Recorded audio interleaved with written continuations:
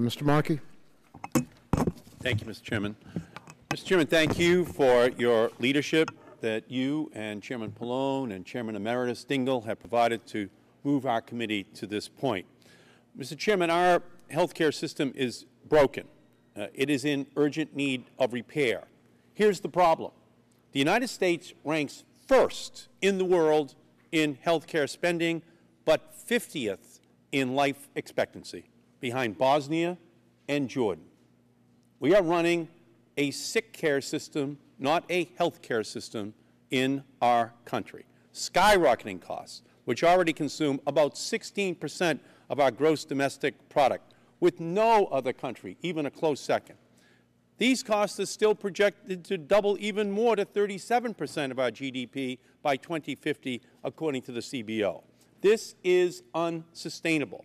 Mr. Chairman, today you lead our committee to moving forward to reform our critically needed repairs on the broken system while confronting runaway health care costs that have plagued our system for years.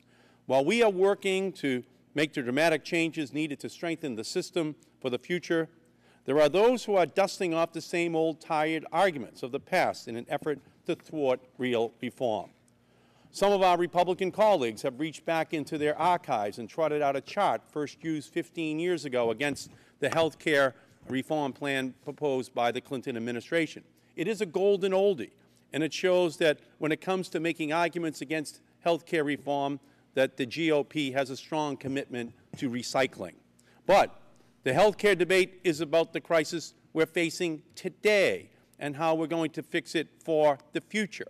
This is the crisis that we are facing today. It shows the eye-watering complexity and inefficiency of the health care system that we have today.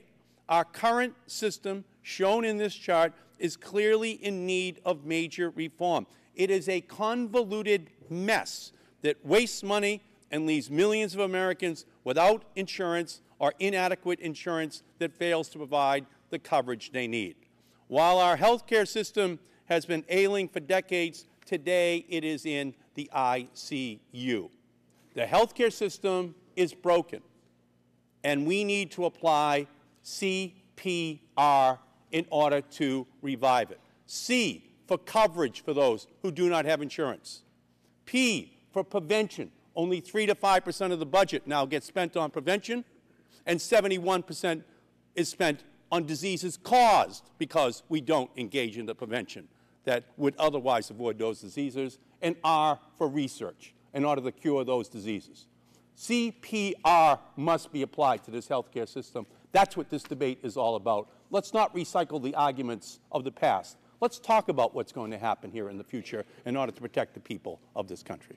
Thank you, Mr. Chairman. Thank you, Mr. Markey.